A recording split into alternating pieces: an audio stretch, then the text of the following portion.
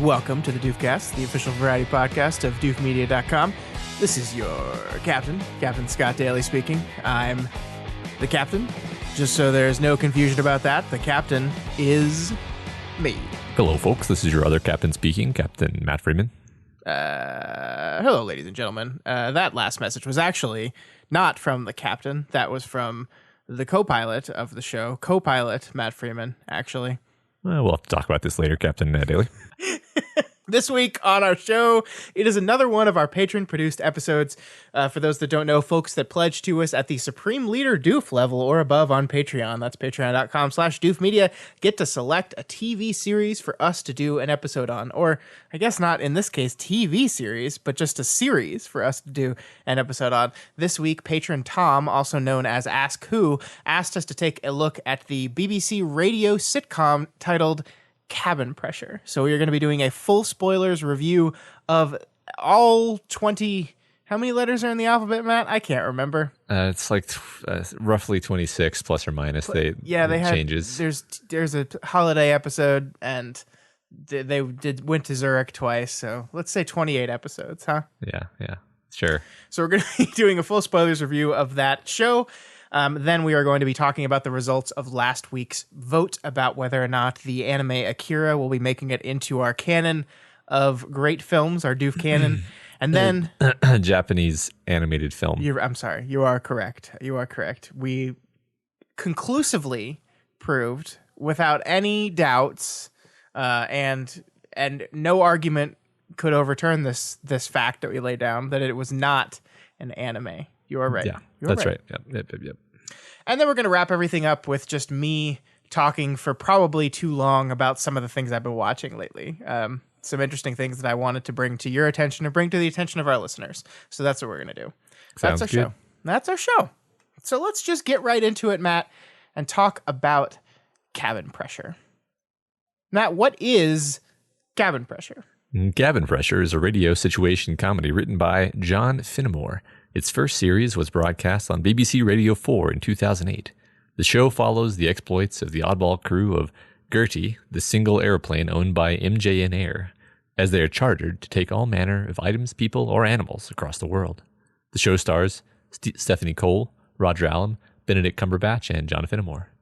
Written by John Finnemore. And it was, written and created by John Finnemore. So this is actually probably one of those episodes, Matt, in which maybe the majority of our weekly listeners will maybe just have not heard of this thing we're talking about, which is always... Sure hadn't. Yeah, I mean, neither had I. I'd never heard...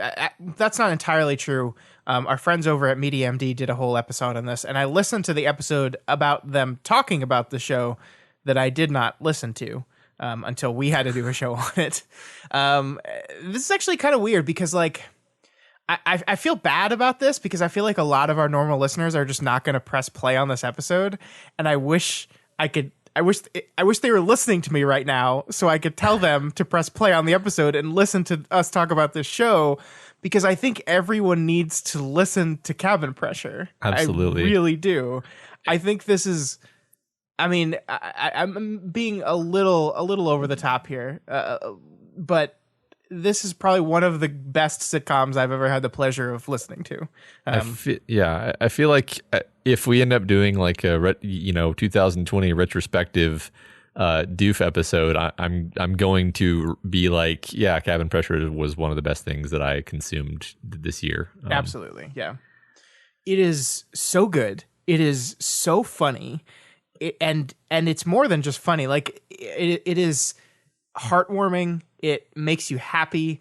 You really get to know these characters and you get to watch them struggle and change over the course of these 28 episodes. It is just exactly what you want a sitcom to be. And it's doing all that just through audio. And it's so sharply written, so incredibly performed. We're going to really dive into the details here, but if you are sitting here listening to us talk right now, if you are one of those people that press play anyway, even if you don't even know what it is, and you're on the fence, should I go listen to Cabin Pressure? Go listen to Cabin Pressure. Do it right now and then come back, because it is well worth your time. Yeah. I mean, to be clear, it is many, many hours. Yes, it is. It's 12 and a half hours long, I think, which a time investment for sure. But for like an entire run of a whole show, like it's not like we're saying go watch The Office, right? This is like it's a time investment, but not too much of one. It's one of those things where you're glad it's as long as it is once you're into it, actually. Yeah, I agree. I totally agree.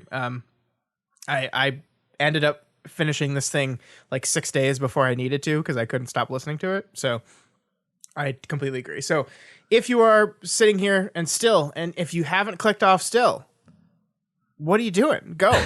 Go. You should listen to John Finnemore's writing way more than you should listen to me and Matt talk about John Finnemore's writing. All right, now that all of our listeners are gone, let's talk about the show. Come back. Yeah, Matt, so let's just dive into this. We kind of like jumped the gun here and just said we both loved this thing very much, but what is it about the show that you loved so much? Why did the show work on you the way it did? Well, I think as usual with things that I love, it is the characters and the sort of perfectly written characters and their perfectly written arcs throughout the course of the show, and then like dovetailing with that and amplifying it, you have the really incredible, just brilliant voice acting of everyone on the show. Those two things together, like it's fundamentally it's a silly situation comedy. It's there's a lot of silly stuff that happens. So it's not like, oh, the twisty and turny plot. It's like, okay, yeah, there's some great episodes, there's some great situations and all of that. There's some really funny moments. Fundamentally, it's not the funny moments that I was here for. It was the characters that you just come to know and love so strongly. Yeah, and the journey those characters go on throughout the course of the show, which is, I mean, it's only 12 hours, but the point A to point Z of the show, these characters have gone through a lot and they've changed a lot. And one of the things I really love is that these are like in your classic situation comedy, these characters make fun of each other a lot and they give each other shit a lot and they, like treat each other shitty a lot because writers like to mine that for hilarious situations. But I do like the ways in which Finnemore always goes back to the fact that these characters actually care about each other quite a deal. Quite like that the final series for me, series 4, and I know we're jumping ahead here, is really where he really seals that these are people that are deeply committed to each other. Like when Carolyn is legitimately just saying, Martin, you have to leave. You can't work here anymore. Like we've been in the process of folding as a company literally from the day I created it. If you have an opportunity, you have to take it. And Douglas doing the same thing. And then like there's all these moments like where Douglas shows up at his house and defends him to his brother, where they actually help out Arthur even though they've been giving Arthur shit for ever. Like it's just these characters all love each other, and that's so heartwarming. Yeah. I mean, I think the show, actually, unlike a lot of other sitcoms that I do enjoy, this show has a tremendous amount of heart, and the heart is generally kept front and center. Like I was actually invested as to like, is Martin going to find love? Is Martin going to like find self-respect? And it's like I don't think I ever really cared if like George Costanza was going to end up being happy. Like you kind of, in most sitcoms, you're sort of happy when the characters suffer. And I mean, there's some of that here, obviously. Otherwise, it would just be unpleasant when they're in terrible situations. But also, like, you really want things to work out for them. Yeah. I mean, Martin's interview with Swiss Air was like one of the most nerve-wracking things I've ever listened to. I was more nervous for him than I am for myself when I go to job interviews because I'm like, oh my God, he needs this so much, please. And so that, like, I think that's a great microcosm of like what's so brilliant about it, because, and just like the brilliancy of the writing, because so that scene, you're like, okay, Martin's been established as someone who pretty much always like freaks out and has and overreacts to stress and is overly detail oriented, and it's hilarious because like everything about his character and what has been established about him comes into play in the course of the interview, and and the things that were like weaknesses in the past are like suddenly become strengths, and none of it, like at no point is it like, and then Martin became brave. It was like, actually Martin passes the interview because he's so annoyed by people trying to cut corners. Right. and which has always been true since the first episode. And it's just like, oh, this is so, oh, I love this. This is genius. And he does stand up for himself. I mean, I love the moment where he's like, he tells off the CEO, is like, if you dragged me down here just for this whole thing, wasted my time, wasted your time, you can at least give me 10 minutes to freaking talk. To interview me. That's true. He does stand up for himself. What makes it better for me is the fact that the reason he's willing to argue with the interviewer is that he just is this stickler for the rules. Oh yeah. The whole license thing was just hilarious. Like, hypothetically, if you left your license at home, well, I wouldn't. Yeah. Right. It's Kirk with the Kobayashi Maru, right? It's like, no, I refuse to accept that there's a fail case here because I just would never do that. It's really wonderful. Martin, I can't pick a favorite character here because I just find them all like incessantly delightful. Whoever's talking is my favorite. Yeah, exactly. Including all of them. Yes. Yeah. I mean, like, we could go through each one of them. I mean, like, I think the way the show is structured is really interesting. I mean, they have their A to Z thing, and they do their typical sitcom thing where each one is a new adventure. And it's very much a British style comedy in the fact that the zaniness that they get into kind of compounds on itself in absurd ways by the end, and then it's like settled, and sometimes it's not even settled by the end. It just ends on a joke, and then we just move on, which I find that style of comedy just kind of delightful, that it's just like sometimes you're laughing at the situation itself, and sometimes you're just sitting back and laughing at the absurdity of how far into the situation they've gone. Like with where they got stuck on the, I forget which episode it is, but they got stuck on the landing strip because Martin had to argue about a fee on a bill, and just like the things that snowball there with their plan of getting out of there with the fire truck and all like the 20 different steps that they went through in order to get out of there. It's just so delightful. It really is. Yeah. It's a really great, surprisingly great, I guess conceit is the word. I was going to say setting. Both words sort of work though, because it's like when you first hear the concept, you're like basically a radio sitcom about an airplane, like for a whole show, really. And it seems so limiting when you first hear that. You're like, how many stories can you tell about that? And the answer is a lot, because like the number of interesting creative situations and like, yes-anding their way through increasingly absurd scenarios.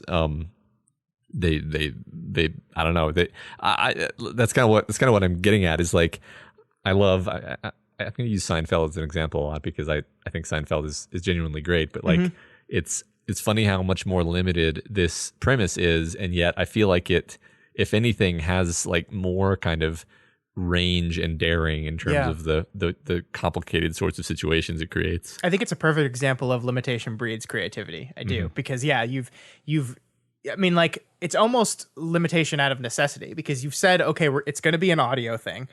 No video at all, nothing to rely on there. It's going to be mostly taking place on an airplane, and we're going to have 4 characters, and just 4. No one else. We're going to have side characters, really, but we're going to be following these 4 main characters. And okay, now what? And I mean, I don't know how John Finnemore came up with this. I haven't done any research into that, but my dad is an airline pilot. He flew for American for many years. He's retired now.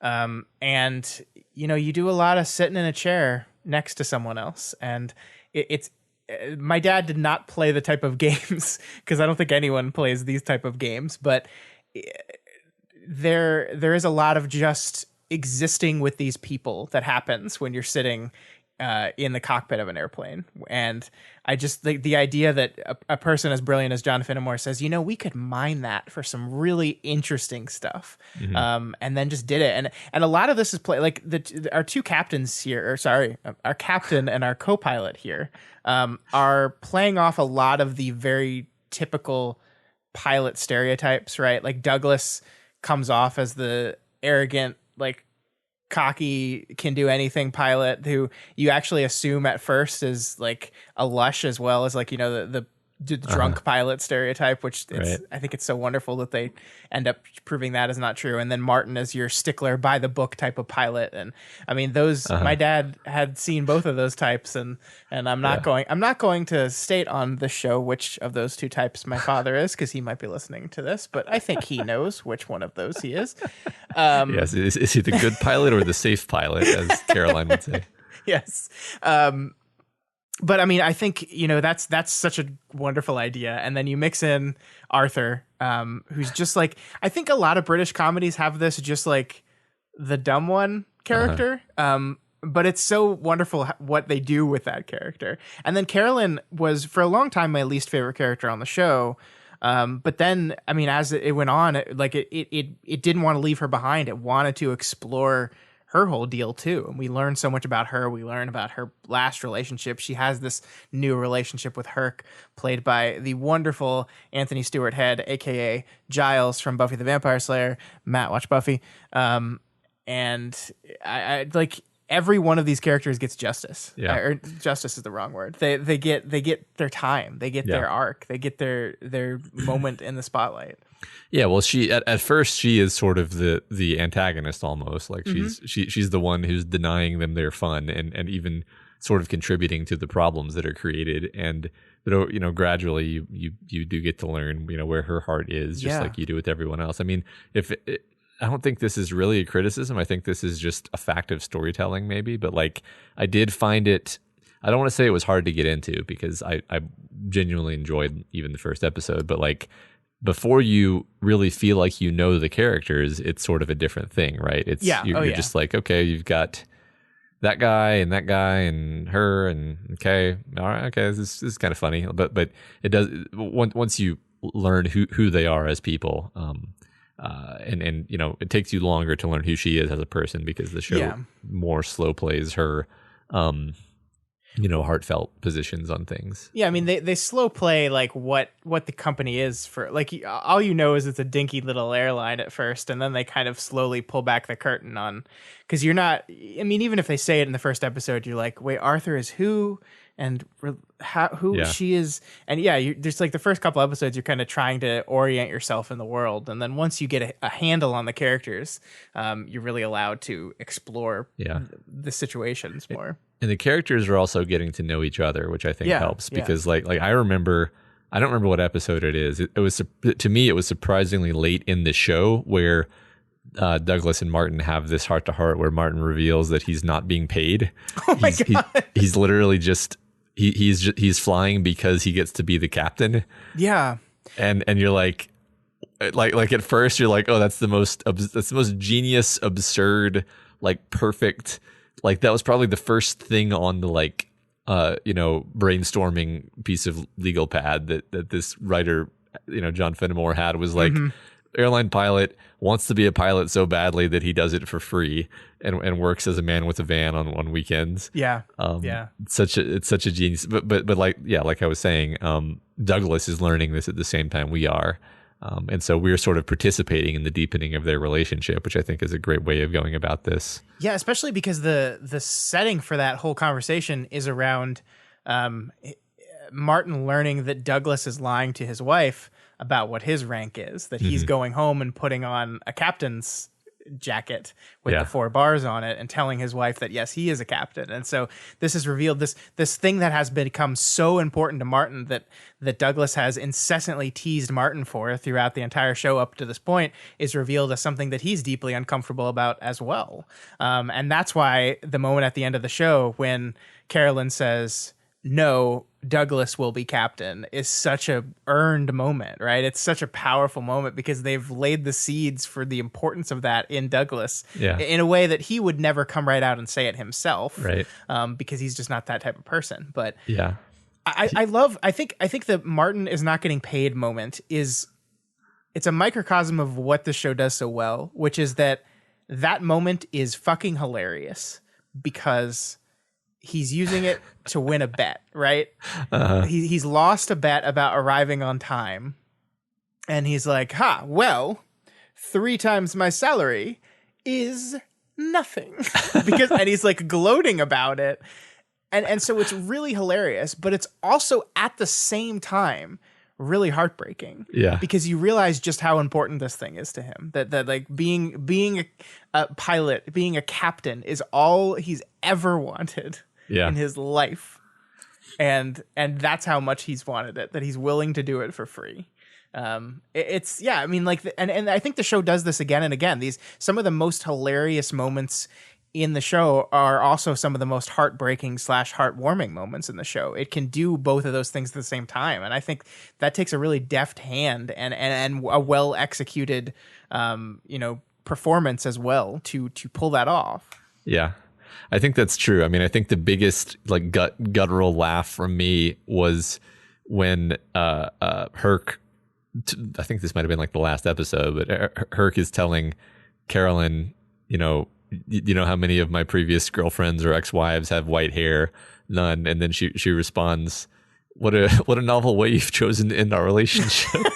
and I lost it, but also it's him confessing his heartfelt love. Like it's a very sweet moment. And like, I think I was also tearing up while also busting a gut, which is just fantastic, right? It's remarkable. It's remarkable that it can do that. And it's not like, every once in a while you get these shows that come along that can just like land a moment when they've set something up brilliantly enough to where they can just land a single moment. This show does that again and again and again and again. Basically the final 2 episodes, Zurich, which I think came out like 2 years after the end of season 4. So I just can't imagine the wait for people that were listening to this live that series 4 ends with Martin getting the job but lying to the rest of MJN and saying they'd said they'd let me know.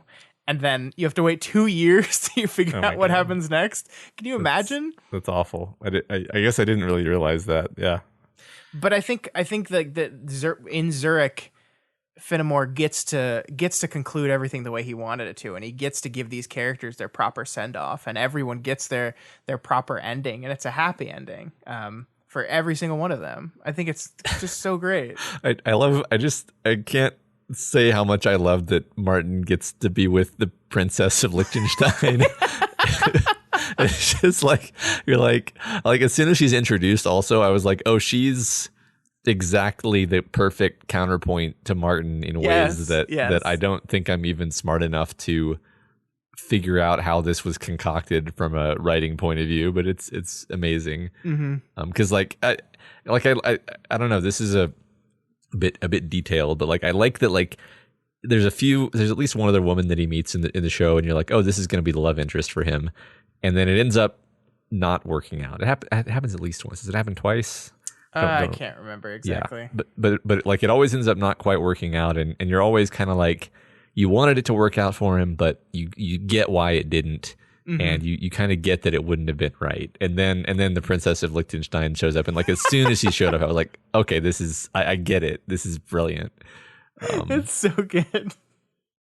Oh my god. Let's talk about Douglas a little bit. Yeah. First of all, Douglas is played by Roger Allam, who also plays the antagonist in the hit movie Speed Racer, aka my favorite movie ever. Yes. And I loved his menacing evil voice in Speed Racer, and it works perfectly here for this character. Like, I mean, we've been talking about the writing since we started and how just sharp and wonderful the writing is, but it's really these actors, and it's Roger Allam who is able to pull off this performance that is so smarmy and yet endearing at the same time. That's the thing that's wild about it. Like, I think if you had a different performer in this role with a different kind of voice, maybe you'd kind of hate Douglas a little bit. But he endears you to him even as he's being like a cocksure kind of asshole to everyone around him. Yeah. He's I don't know how a person can convey like two different slightly contradictory emotions with the same sentence the way he does. Like I kept thinking about the moment where he's like secretly very happy that this is his 2000th or whatever landing, and you can hear in his voice that he's actually sort of excited about this and proud of it, but also he's way too Douglas to let anyone know that he would be proud of something like that. And then it turns out that Martin doesn't let him actually land the aircraft, even though he obviously wants to, but can't admit that he wants to. And then he's really upset about this, but also isn't going to directly let Martin know that he's upset about this. And like all of this is conveyed merely through the way he says what he says. Yeah. Yeah. It's consistently done like this across the whole show, really. It's a, to quote Arthur, it's a brilliant performance. Brilliant, yes. It really is. I mean, I have not seen this actor in too many other things, actually. I know him best from Speed Racer because I watch that movie like 3 times a year. But he's really good. I want to watch everything he's ever been in.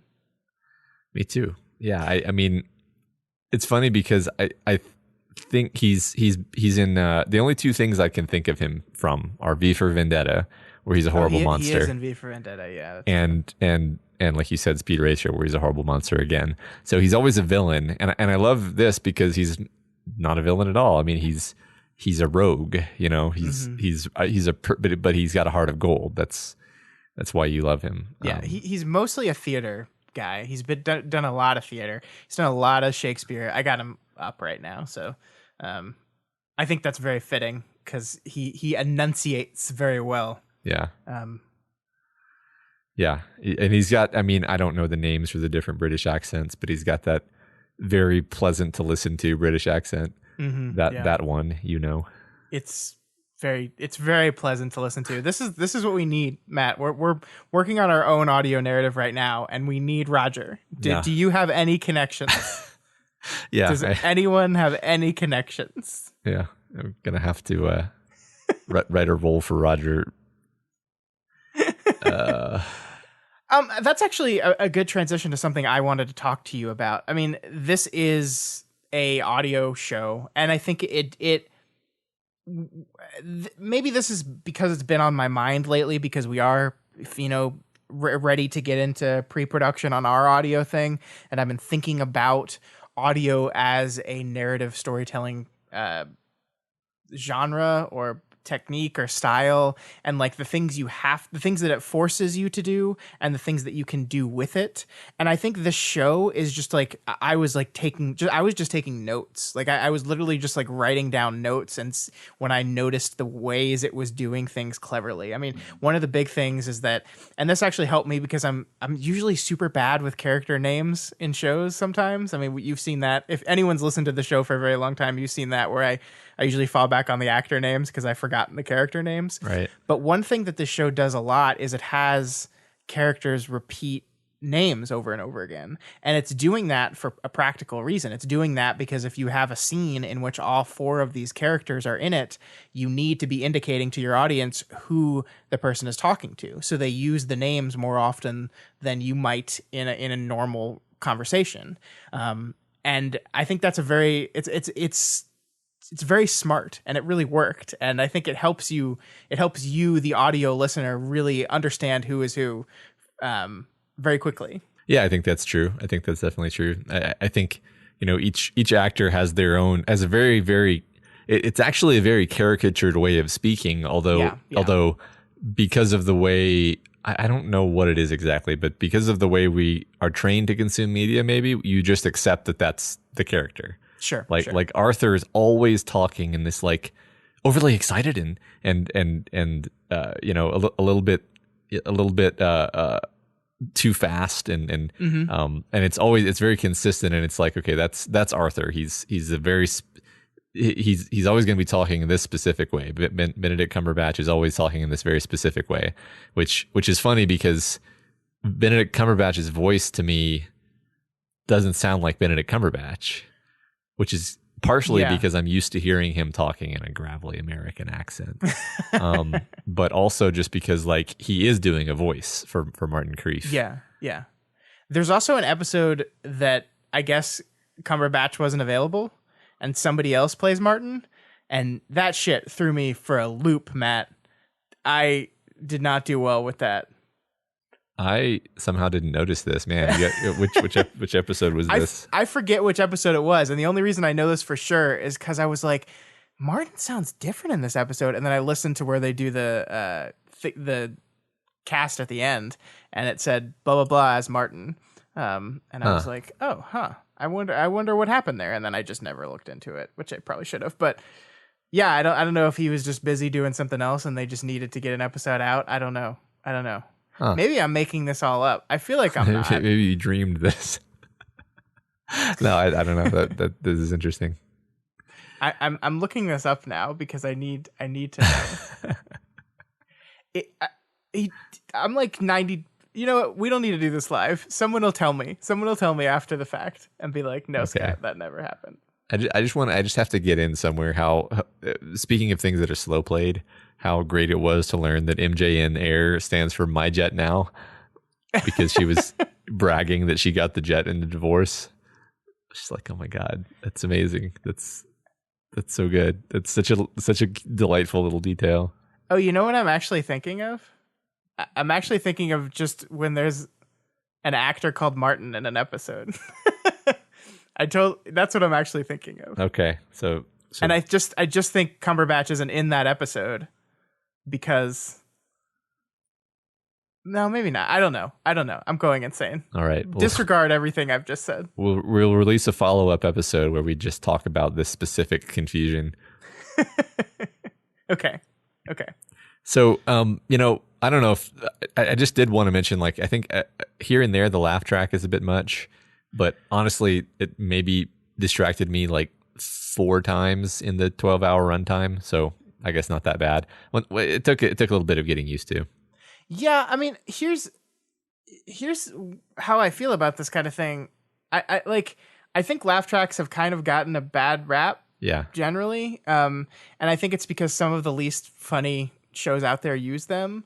But like, I do think it's certainly true that people laugh more when there are other people around them laughing. And like watching a stand-up comedy special alone on your couch is different from watching a stand-up comedy special in the room surrounded by people. And so any attempt to kind of create that setting is generally like, they're not doing it because it doesn't do anything, you know?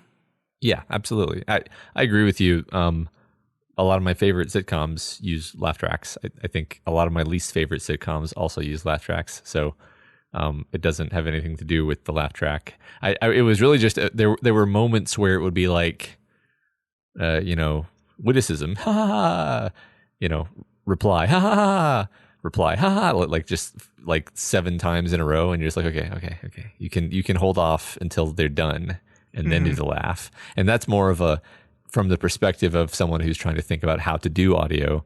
We're not going to do a laugh track. Sure. But I was like, I would have waited until this exchange was done, or maybe only punctuate like the funniest bits here.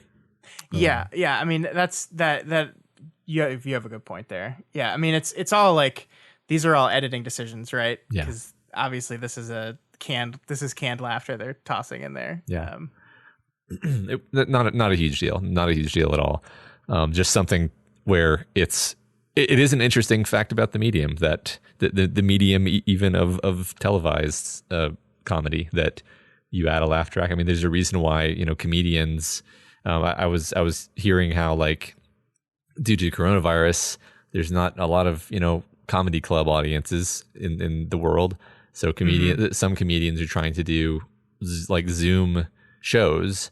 Sure. And it's sort of a bloodbath, because without a room full of people who are all laughing together, it's just a person saying things. Yeah. I mean, I think when the late night comedians were like switching to this new reality, their experimentation around that was really awkward. Yeah. For a few weeks there. I don't watch those shows religiously, but I did like watch some of the YouTube videos of that, and I was like, yeah, that's just doesn't quite work. It doesn't quite work as much. Right. I mean, the same reason why when comedians do release, a special, they release a special of themselves, giving the actual set to an actual audience and record the audience. Right. It's the laughter is a key part of that experience. The audience reaction is a key part of that experience. And sure. Like I think I'm trying to think. Like, I mean, obviously, I've read comedy books that have actually made me laugh out loud, but I think that's actually a very high difficulty level. Yeah,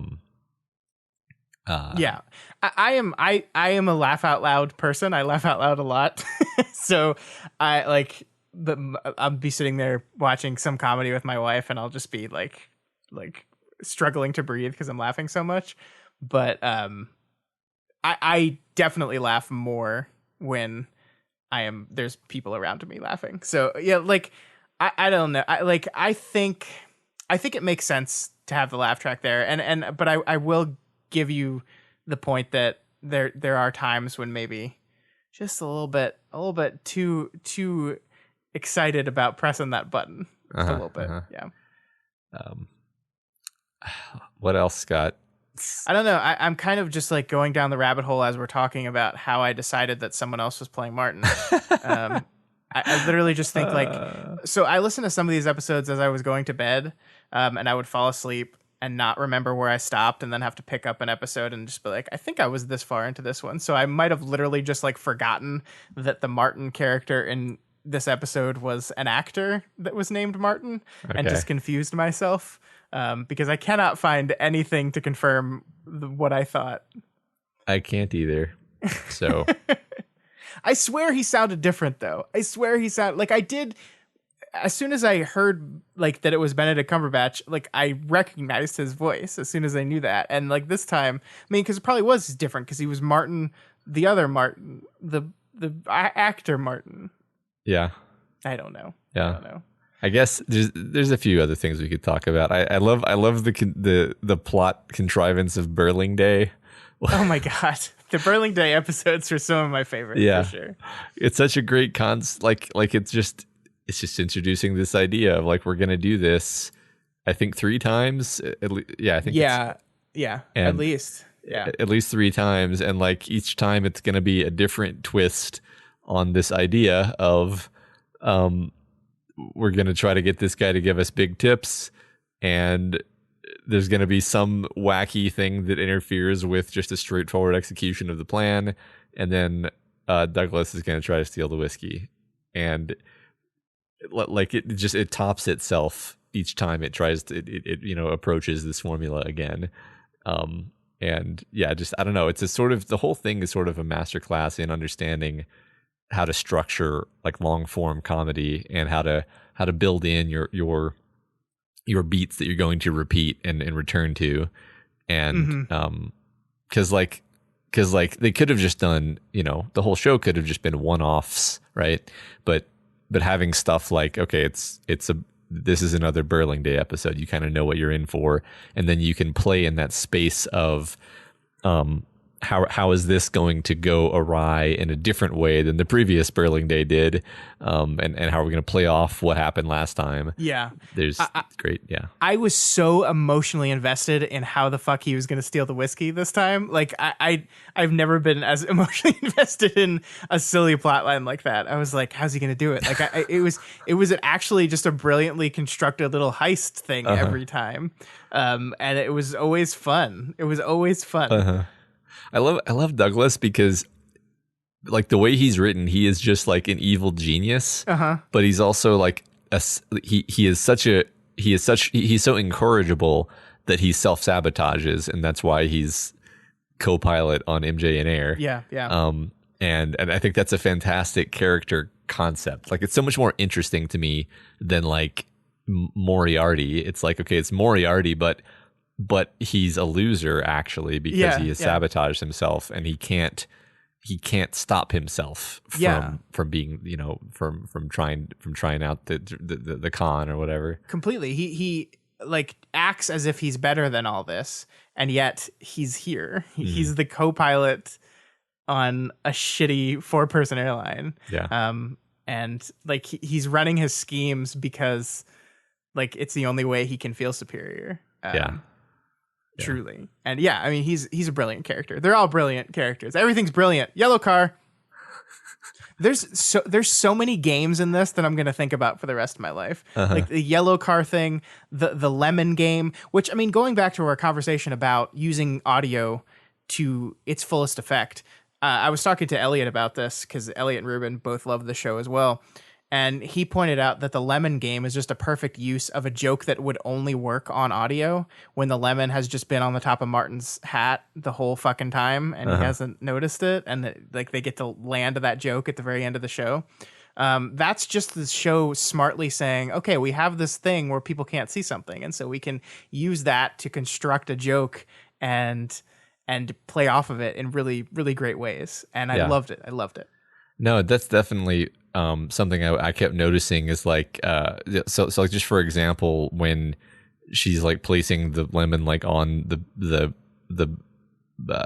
woodwind player's like purse or something, it's like, or picking it up. I think. Yeah, I think picking it. Yeah, I think yeah. But the point is like the comedy of the scene relies on you not knowing it's there until the dialogue reveals that it's there. Yeah. And there's so much I mean there's just so much about like we've talked before about like how interesting it is like what you will actually visualize versus not visualize when you're reading. And it's interesting how that happens here too, where okay, a lot of this is just two men sitting in chairs next to each other talking, and you don't really visualize anything there. But then there are parts of the show where like the hijinks is actually sort of a physical hijinks.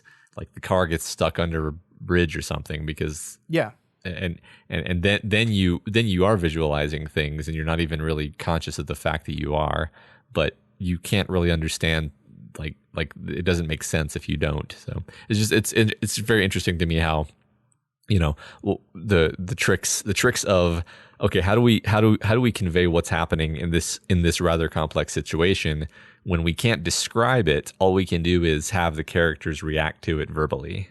Yeah, and I mean it's again, you know, thinking about our upcoming project, and I promise I'm not using this just to advertise for our upcoming project. It's just on my mind a lot. Like I'm very cautious about how many characters we can put in a scene because have how quickly it can get confusing and how quickly you have multiple people talking to the point where you lose it. And I think the show just navigates those tightropes just perfectly. Just like it you never lose track of what's going on. It nails the comedic beats that could only exist that way. You even if you're not visualizing where the characters are, you can always kind of see them in the space. I think that's why a plane is just a perfect setting for this kind of thing because it's small. This is a 16-seater. It's small. There are usually not very many people on the plane, but if there are, it's really only like one or two. And it uses the medium to its fullest, I think. A quick update on Is Scott Going Insane? Series 3, Episode 3. Martin is played by Tom Goodman Hill. Thank God. I was going insane. I did not make this up. Good for you, Scott. I'm glad we were because this would have been a meme if not. So. I was like, I was sitting here thinking to myself, am I just going to edit this all out of the show because I'd be so embarrassed about it, and I don't have to. I wouldn't thank have let goodness. You. It's so good. I didn't notice that, so I guess I'm just gonna Douglas it and just act like it's completely normal that I didn't notice that. That's fair. I mean, you're definitely the Douglas in our partnership. So. Okay. But which of our partners is the Arthur? Be careful. Careful. I'm not going to make you actually answer that question. Arthur's wonderful. I love Arthur. Arthur's the heart. He is. At, And yeah. Martin gives him the van. Gives him the van, and then he gets $2,000 breaks. The way in which Martin inadvertently solves the day, saves the day, or not Martin, Arthur, is so wonderful to me. The snowman stuff. Yeah. Had I was dying. I was laughing so hard. I love speaking of just like perfect character arcs, like Arthur never had it's not like it is clever. Yes, it is clever, but nothing about his character is betrayed. It's a believable thing that this character who we've come to know would have figured out and thought of. And also it's bringing in, this is the culmination of his arc, is this conflict with his father, where he kind of freaks out and he can't handle it, Yeah. And he wins. He gets to win. Everybody gets to win. Yeah. There's that moment where his dad is giving him the sob story about Gertie and the name of his mom. And there's a part of you that's like, oh my God, fucking Arthur's going to fall for this. And then you're just so proud of him when he doesn't. And then when he plays a key role in figuring out the ID stuff at the end, where they've got that red alert thing with the was it red alert? They said the Arthur shut up code, or code, was it just code red? I can't remember. I think it was code red. Yeah. Yeah. It was just the Arthur shut up code. Stop talking, Arthur. And every other time he does it, and he's like, oh, okay, whatever. And this time he stands up and is like, no. Seriously, it's time to listen to me now. And he's right. He solves it. Yeah. And it's so great. Yeah. Everybody, it's interesting. Even Douglas, his win is just he just gets to be captain on the shitty airline. Yeah, but it's still exactly what you want for him.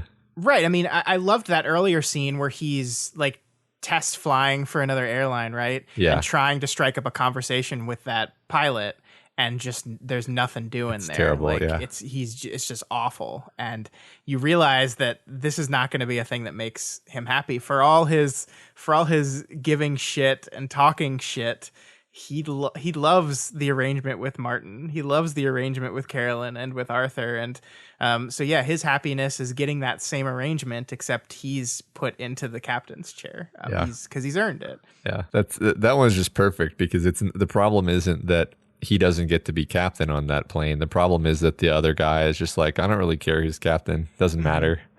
And it's just but what's the fun in that? Yeah, exactly. And loading ourselves.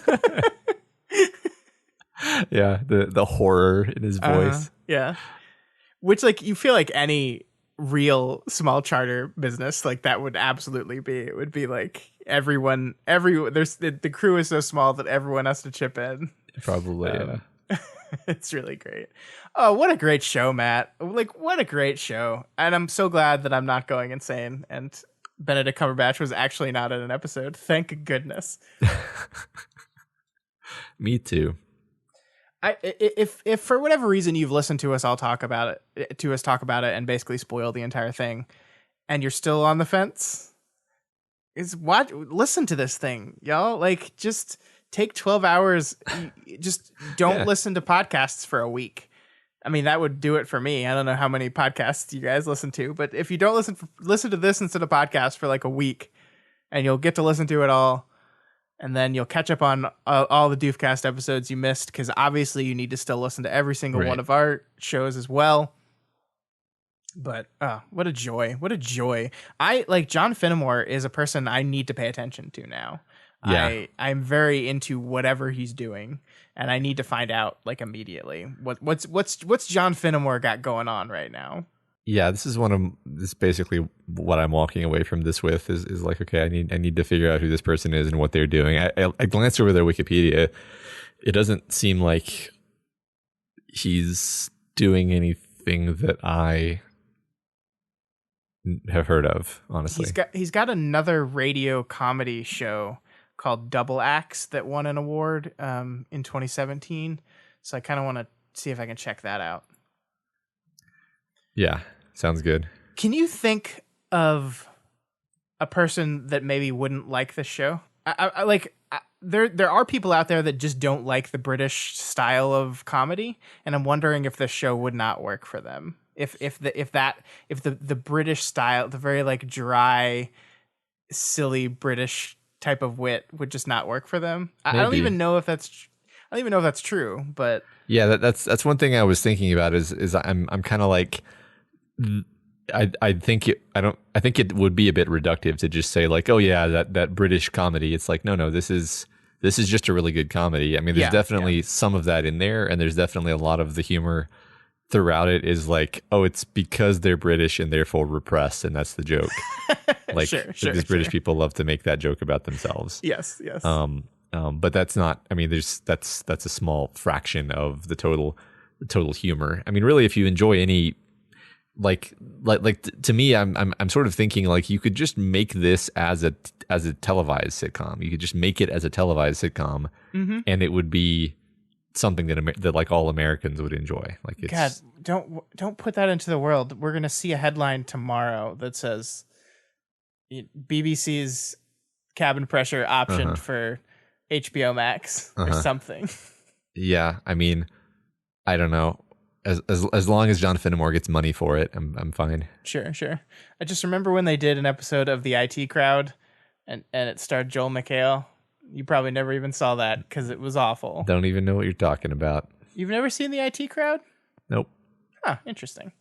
This is way better than that. But the IT Crowd was fun, except written by a terrible person, apparently. Oh well. Fun times, right? Yep. As far as I know, John Finnemore is a wonderful person, so at least there's that. Yep. So anything else you wanted to say about Cabin Pressure? I don't think so, other than like going through each episode and talking about how funny it is. But I don't think we have time for that. That's great. That's great podcasting, right? Yeah. I mean, we could just do a show where we do that, I guess. But. Yeah, Abu Dhabi. Let's talk about it. All right. What a great one. Yeah, sure was. All right, let's move on. Yes. Matt, the votes are in, and it's time to announce the results of last week's poll. For those that maybe have just tuned into this episode and don't know what we're talking about, we do a thing called the Council of Doof, which is each month our council of patrons get to nominate a movie for us to watch, talk about, and then put up to vote for all of our listeners. And our listeners get to vote on our Patreon page. They do not need to be patrons, but they get to vote there. And last week we talked about the Japanese animation. There, I did it for you. Matt. Thank you. Akira, and put it up to vote, and the results are in, Matt. So what do you think before I read the results? What do you think happened? I think it probably got in. But what do you think the percentages are? 80-20. All right. With 74% of the vote, Akira is in the canon. Okay. A little bit lower than you thought, and I think a little bit lower than I thought too. Yeah. I thought this would be a slam dunk one, and I guess supermajority is slam dunk, but there were 26% of people that said no. Unfortunately, none of those 26 people told us why they said no, so we'll never know. It is unfortunate because I would have loved to hear why not. Because and really, that's the fun of crafting the canon and what the canon means is in the Minority Report, if you know what I mean. Like like the naysayers saying why not. I honestly believe that's part of crafting. Like what are we thinking about when we vote for or against the thing? Yeah, I agree. But I think people feel like they're going to be attacked for going against the grain, and I'm not judging anyone for looking at this movie and saying nah, not for me, or not worthy of the canon. But I am curious to hear what they thought, or why they reached that conclusion. Well, it's interesting because I like we talked about this on that show. I'm not going to go too much into it, but like I had watched it once, and I think I was maybe like 18 or about there, and my recollection of the movie was just like, oh, this is not that good. Like that's just my recollection. It was like, oh, it's just kind of It's just kind of weird. It's kind of a weird, crazy movie. That's it's not that definitely great. true. Yeah. And like seeing it on a really big TV and really just watching it with my full attention and really thinking about it, I was like, actually, this movie's awesome. I've been wrong for the last 20-ish years. And how old am I? I don't know. Whatever. Nobody knows anymore. Yeah. Yeah. And so like, I guess I'm just saying that because like, if you didn't actually, if you haven't watched Akira in a while, you might want to just rewatch it and kind of study it, because it was better than I remembered it being. Like when it was put up for viewing, I was like, I don't think I'm going to like this very much. I think I'm going to criticize this movie. And then I think we both ended up liking it quite a bit. So yeah, it was definitely a surprise for me. I was right there with you. I had seen that a long time ago and was like, didn't have super fond memories of it, and ended up really, really liking it. So that it is in. We're looking at our list now, Matt, and here's the films that we have put in so far. We have Primer, we have Spider-Man Into the Spider-Verse, we have Mad Max Fury Road, we have Stardust, and we have Akira. So 5 films now in the list. Awesome. I like that. That strikes me as an eclectic and interesting mix, which is what I want. Totally agree. I'm really into it. And that is because of all you out there. So if you are listening to this episode and you didn't participate in the vote last month, we hope that you will next month, because there's going to be a new movie. Hopefully not anime, because there's so many other types of movies. Y'all, like, I liked an anime. Now you don't ever have to do it again. Yeah, it worked, guys. Yeah. All right. There's so many other types of movies. Yay, we win. We're done. Yay. But next month we will be doing a new movie, and we'll see what we got. I'm really enjoying this. I think it's a lot of fun. I hope everyone else is enjoying it out there. I hope we're not taking it too seriously. It's not like we're going to be actually, declaring these the only films left in the world or anything. So, but I hope people are having fun with it. Yeah, me too.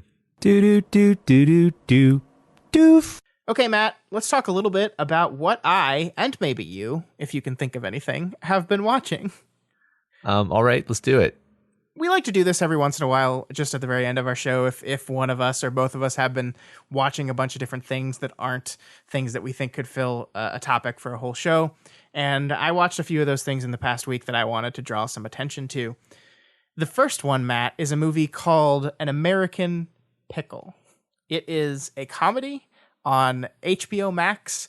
It stars Seth Rogen, and Seth Rogen is playing a immigrant to America in the year 1919 who falls into a vat of pickles and gets pickled, and is woken up 100 years later and meets his descendant in the year 2019, who is also played by Seth Rogen.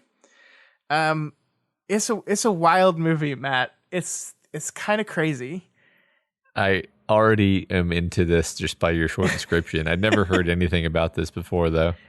It's interesting. I think it's fine. I don't think it's great. I don't think it's bad. I think it's just fine. It's based on a Simon Rich short story called Sell Out. This was he published a book of comedy short stories that my wife actually read years ago, and I vaguely remember her talking about this one, and I had totally forgotten it, and then I put it on, and she's watching the events play out, and she's like, I think I know this story. Seth Rogen is actually really good in it. Like, I think it's one of his best performances. He's kind of like the elder version of himself, the great grandfather version of himself, is a really like interesting, good performance that I really enjoyed. But this is one of those movies that I don't understand how it got made, because this was originally supposed to be a movie that was released in movie theaters in the summer, and this was one of the first big deals of like a post-pandemic film industry. Is HBO Max snapped this up and said, okay, we're going to show it on our thing since theaters don't exist anymore. So it was a big acquisition that they grabbed this and said, this is going to be one of our titles that you can only see on HBO Max.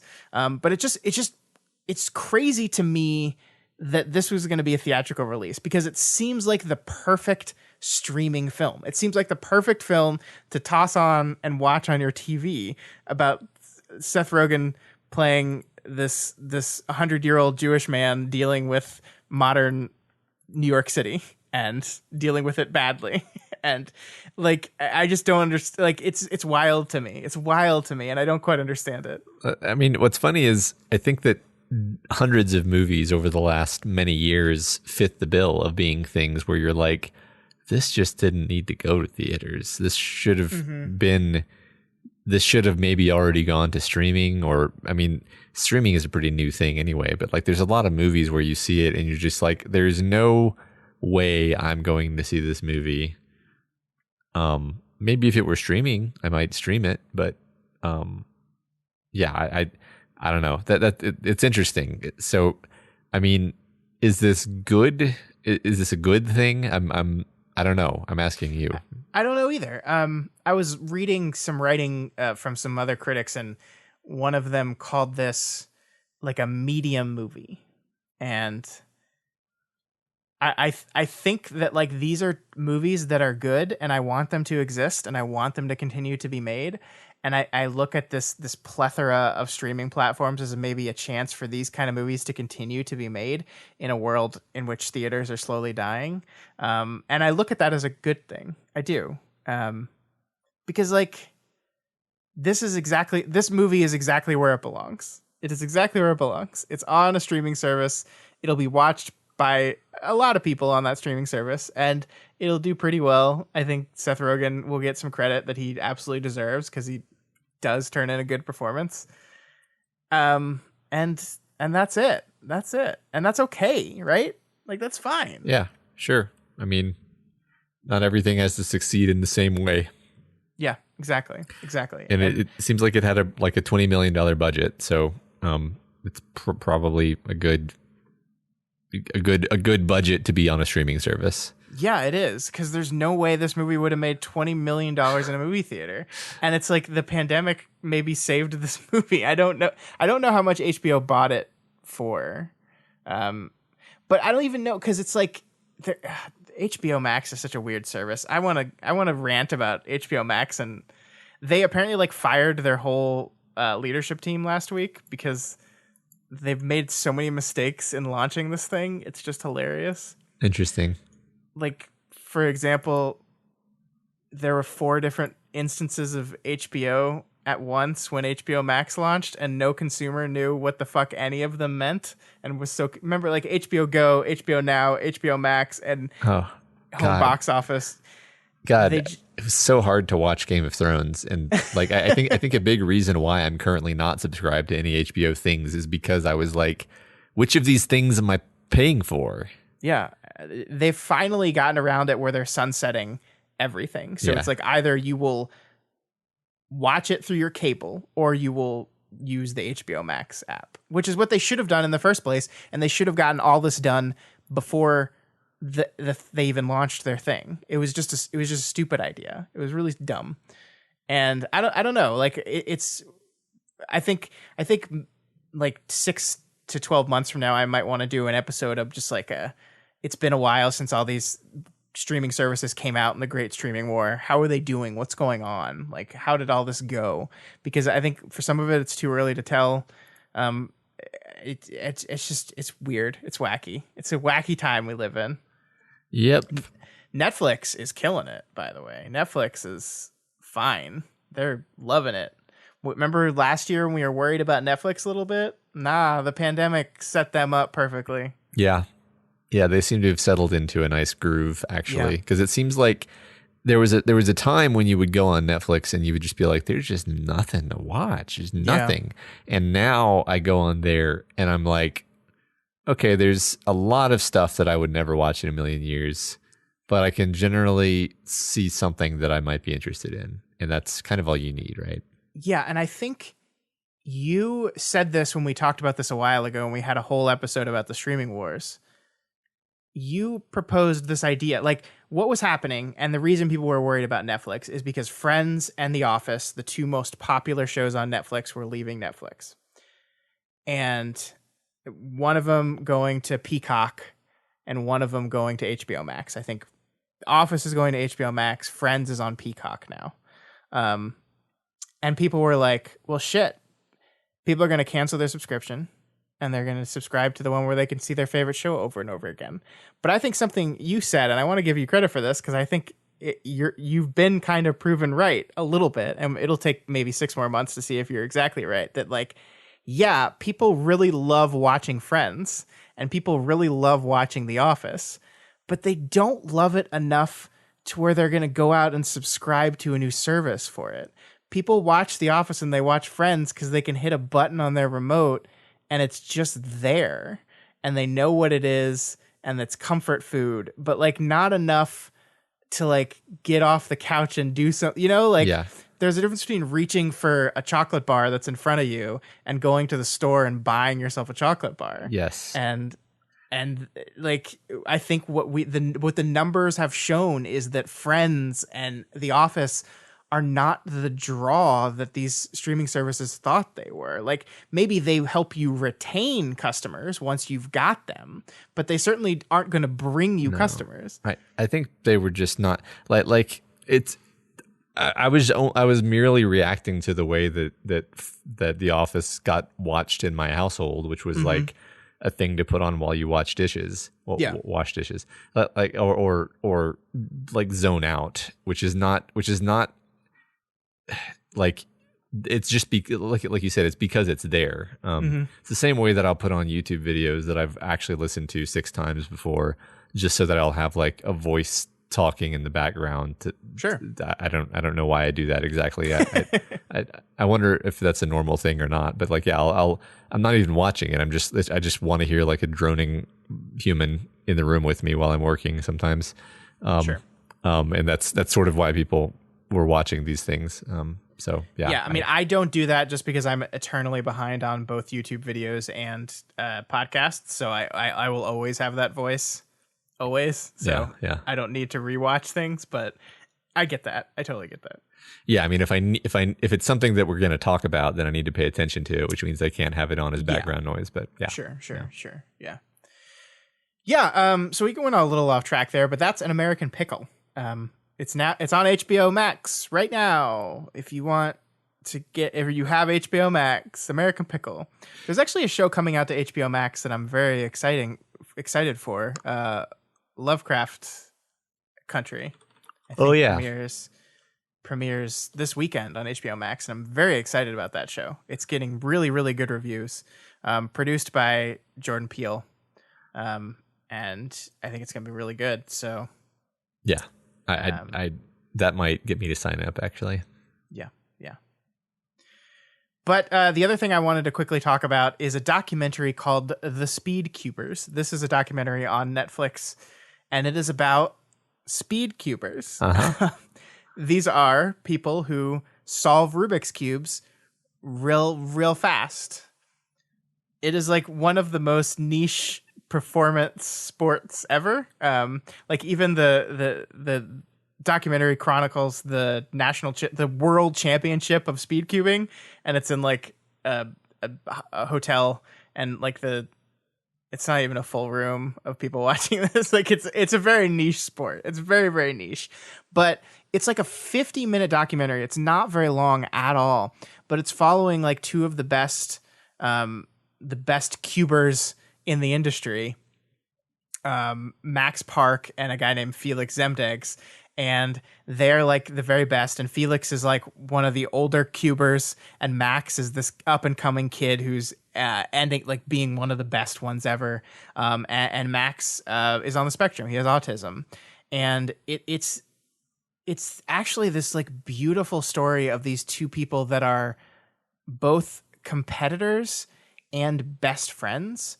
Like Max worships Felix as like the god of this thing, and he's like constantly pushing himself to break his records and stuff, and Felix is like nothing but kind and a really good friend to this kid, and has really helped him. And it's just like it's just this adorable, like heartwarming short documentary about this thing that I had never really heard of, the speed cubing. And I think it's worth a watch, like because of the low time investment. It's actually only 39 minutes, not even 50 minutes. It's 39 minutes long. It's real good. It's real good. Sounds great. I love documentaries about like pinnacle of their craft, sports people, especially for weird things like that. Yeah, they solve them real fast, man. They solve a 3x3 in like 6 seconds. Yeah, I think I've seen it before where it's like they just look at it and then there's just like and then it's done. Yeah. I mean, it's just like a series of algorithms they've memorized, right? And they get like 5 seconds to look at it, and they know which algorithms they have to input, and they just do it as fast as possible. It's amazing. It's amazing. That's so good. Yeah, I check it out. Definitely, everyone should check that out. Cool. So that's on Netflix, the king of streaming, I guess, still somehow. Yeah. Amazingly. Yeah, they got bailed out by a pandemic. They did. All right, that is all I had for this week. Could you think of anything that you had been watching? I could not. All right. Well, that's fine. Thought about it for a while. Nope. I did just get my first wave of films that I have to watch for the Fantasia Film Festival that we talked about last week. So be on the lookout, doofmedia.com, for a bunch more on that. And maybe I'll come back next week and talk about the first episode of Lovecraft Country a little bit, because I'm very excited about this. You and I are like Jordan Peele, like obsessives. So I think that's fair. He is not in a creative position in this show. He is just producing it, executive producing it. So it is not a Jordan Peele project, but anything he puts his name on, I still get pretty interested in. Yeah, I mean, to my mind, that means that he has chosen the important pieces of the machine, which means that it has his stamp on it just as much as, not just as much as, but to a significant degree. Sure. Yeah. All right. Well, that is all we had for you guys this week. If you have any opinions on Cabin Pressure, we would love to hear them. If you have heard us and listened to us and went and listened to Cabin Pressure and want to talk about why you loved it so much, let us know. Of course, we'd also want to hear, if you were one of the people that voted no on Akira, why? Let us know that too. And have you seen American Pickle? Did you go watch Speed Cubers? What did you think of those things? So let us know. You can email us at doofmedia@gmail.com, or you can always contact us at our Twitter account. That's at doofmedia. Yeah. If you're not already subscribed to this podcast, we encourage you to do so and ensure you never miss an episode. You can find us on iTunes, Stitcher, YouTube, Google Play, and pretty much anywhere else podcasts can be found. And you can find this and all of our shows over at our website, doofmedia.com. That's where you can find our monthly book club that just released the audio of last month's club that was running a month late. And we've got next month's coming up in a couple weeks. Also got tons of fun stuff over there. We just started book 5 of the Dark Tower series on our podcast, Kingslinger. So if you haven't checked out that series yet, just do it. Yeah, the Dark Tower is fucking awesome, everybody. It really is. It really is. I'm so glad you're liking it. And if you like this show or any of the shows on our network, you can head on over to patreon.com/doofmedia and pledge $1 a month or whatever else you can afford to help ensure we keep growing and keep making new content. You can be like our patron Tom, who made us listen to Cabin Pressure, and we are so thankful that he did. I mean, it's this wonderful thing where I'm so thankful that Tom, aka Askwho, has been supporting us for so long at this level. It means the world to us. It helps keep our lights on. It helps make everything happen. But then also, they forced us to watch this excellent show that I just never would have seen without their recommendation or without their pledge and their request and their order to listen to the show. And I'm just so thankful for that. Oh, sure. It's given us something that we will always be able to refer to as, something great and make us happy forever. So I love a good sitcom, and it is at the very top of my list of, best sitcoms I've ever had the pleasure of seeing, listening to, whatever. Anything like this, I feel like I learned a lot about storytelling just by watching it, and that to me is worth its weight in gold. Get it? It's like a reference. Like the plane is the plane's made of gold. There you go. I get it. Also, please consider rating and reviewing us on Apple Podcasts. Every review helps us get more exposure and introduces new people to the stuff we make here. That is right. Next week, Matt, we'll be back for another new episode, and it's going to be an interesting one. We are going to be talking about a movie called Das Leben der Anderen. Excuse me for my terrible German pronunciation, but it is a German film titled The Life of Others. It'll be another... Actually, no, is that what we're doing next week? I can't even keep track. I don't know. Yes, that is what we're doing next week. So I forgot the schedule moved around a bit. So yes, next week we'll be talking about The Life of Others, a German film. I believe we'll have a guest. I believe the co-host of the Decomposing Worm podcast, Clarence, is going to be joining us for that episode. Not sure if he's still available or not. I probably should have confirmed that before I said it live on the air. We're not really live, but you know what I mean. Yeah. The point is, we're going to be watching this German film next week, and I'm really excited, Matt, because a while ago we put out a request to our listeners, said, send us some foreign films that we need to take a look at, that you think we need to see. And this is one of our patrons who said, I got one here, right here. And it wasn't an anime. So perfect. Yeah. So that's next week's episode. We hope you will join us then. Have a good week, everybody. This is your captain speaking. It's Captain. I'm the captain.